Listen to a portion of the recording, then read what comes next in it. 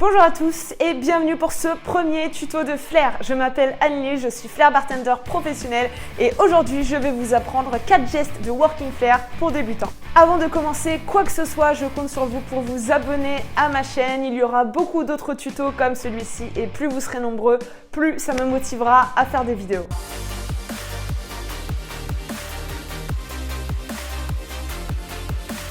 Première chose à savoir, qu'est-ce que le working flair? Comme son nom l'indique, c'est un type de flair qui sert à travailler et envoyer des cocktails avec style. Elle se pratique avec des bouteilles remplies et c'est le contraire de l'exhibition flair qui lui se pratique avec des bouteilles vides, mais on verra ça dans une prochaine vidéo. Aujourd'hui, je vais vous montrer des gestes qui s'adressent principalement aux débutants et qui s'apprennent relativement vite.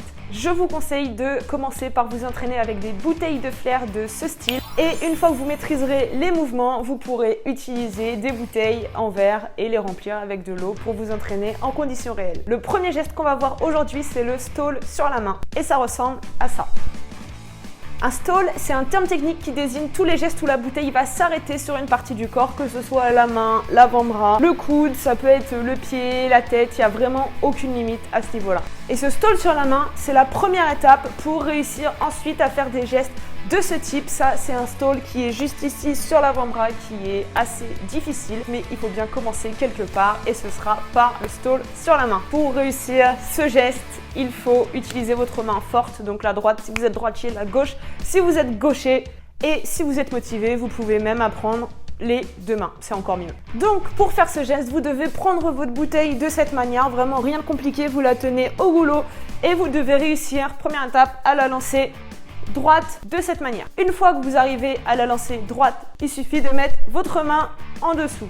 Enfin, il suffit, c'est pas forcément si évident au début. Pour ceux qui ont les références footballistiques, c'est comme quand vous jonglez avec un ballon et que vous voulez l'arrêter sur votre pied, vous allez amortir le geste. C'est exactement la même chose.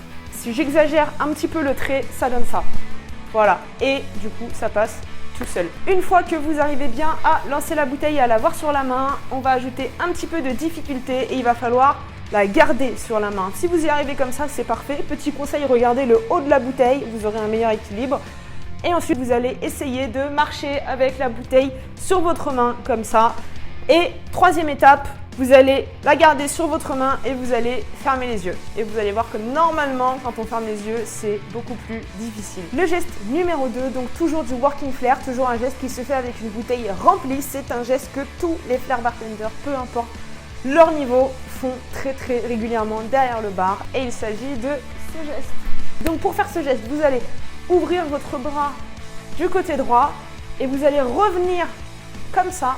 Et en fait, au moment où vous pliez votre bras, vous allez lâcher la bouteille dans votre dos.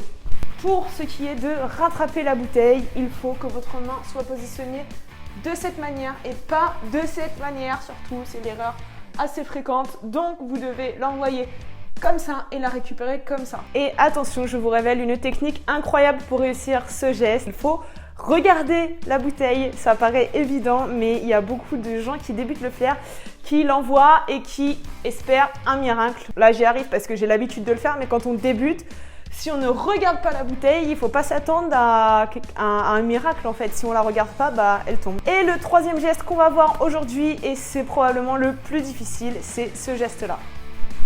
Pas de panique, c'est pas parce que c'est derrière la tête que c'est impossible. Comme le geste précédent, il faut regarder la bouteille. Il ne faut pas essayer de regarder du côté où on rattrape la bouteille. D'accord? Parce que c'est plus difficile parce qu'en fait, bah voilà.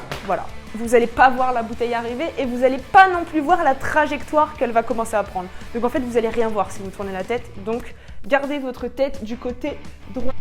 Et le fait de voir la trajectoire de la bouteille le plus longtemps possible, en fait, il faut vraiment la regarder jusqu'à ce que vous puissiez vraiment plus tourner la tête. Très important également de l'envoyer droite. Comme je vous ai dit, c'est un geste de working flair, la bouteille est remplie. Si vous faites tourner la bouteille, il y a du liquide qui va sortir parce qu'il y a un bec verseur. Et surtout, n'hésitez pas à l'envoyer fort la bouteille parce que si vous l'envoyez pas assez fort, qu'est-ce qui va se passer? Ça va faire ça.